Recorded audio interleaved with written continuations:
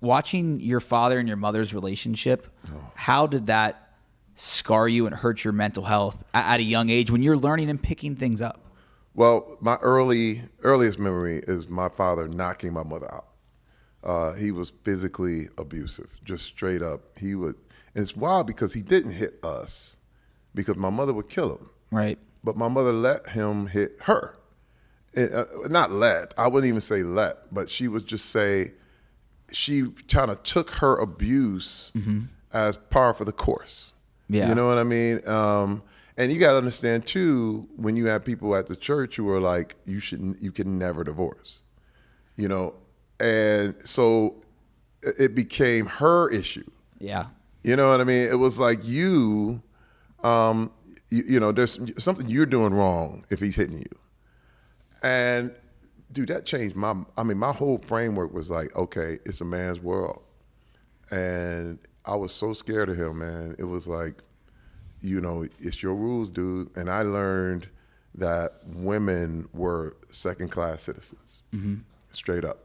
And it taught me everything I needed to know. I mean, it was just like, women were just not as valuable as men were. Yeah. Straight up.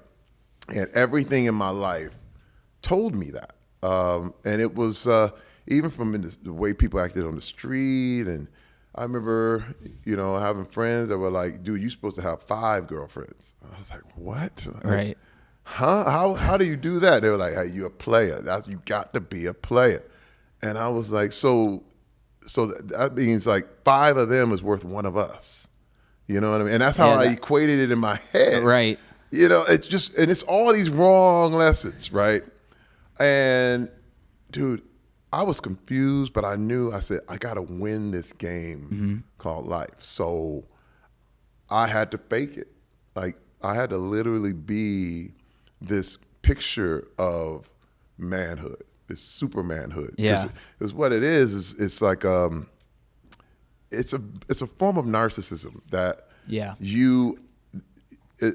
there's being human, and then there's being superhuman, and what you try to get to, you got to be superhuman all the time, but you can't keep that. Right. So what happens is you fall below human, because when you fail, now you're less than human. Yeah. And the problem is the thing is, in reality is that you're always human all the time.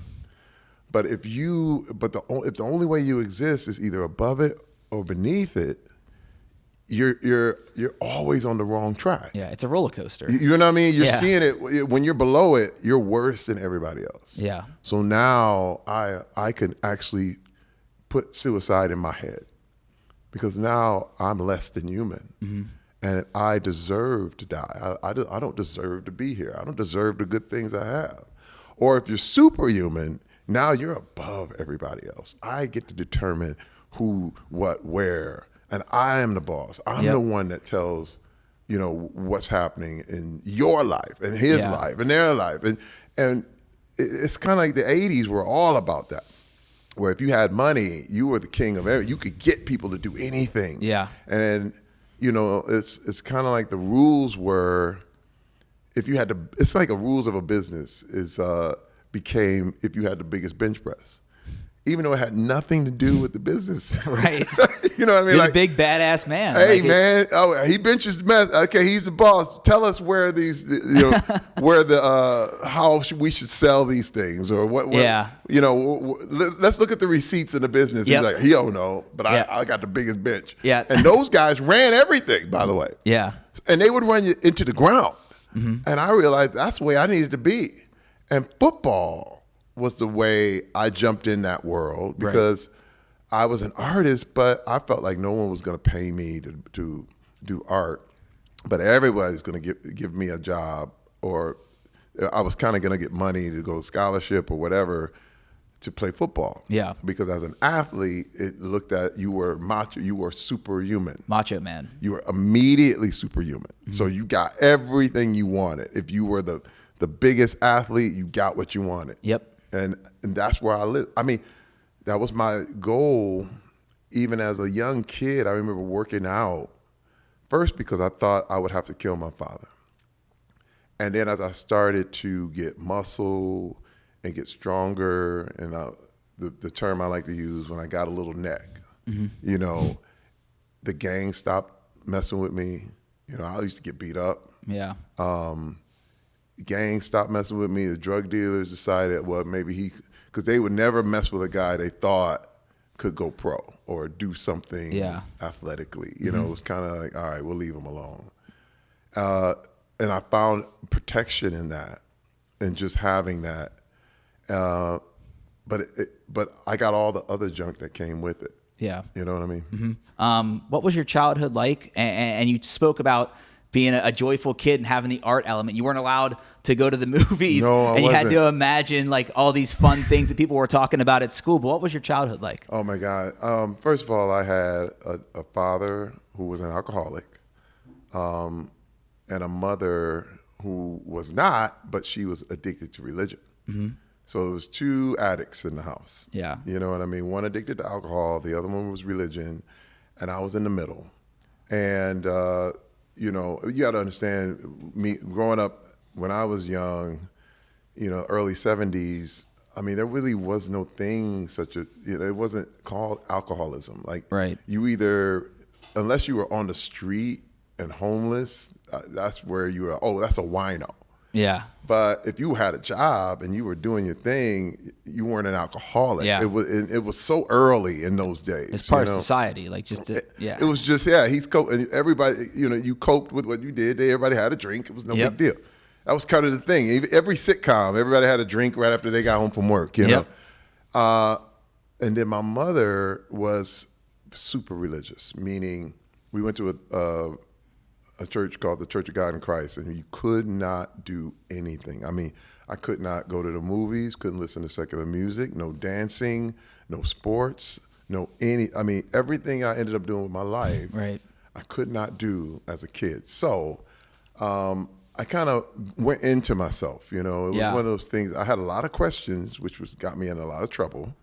But I started this art ability simply because I had a huge imagination and was wondering what the world was like. I mean, people would tell me, you know, they went to the movies and they would describe the films, and I would try to draw them out. Wow. Because I couldn't see them, you know.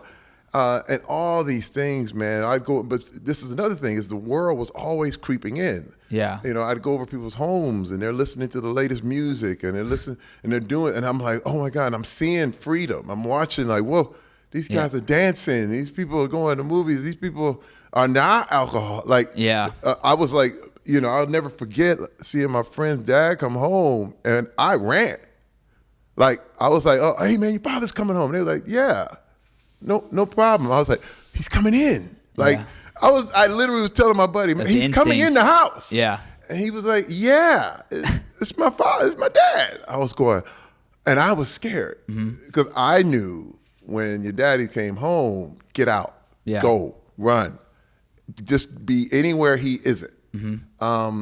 It was shocked to me that this man, that these kids, other kids were like, oh man, they actually want their father to come home.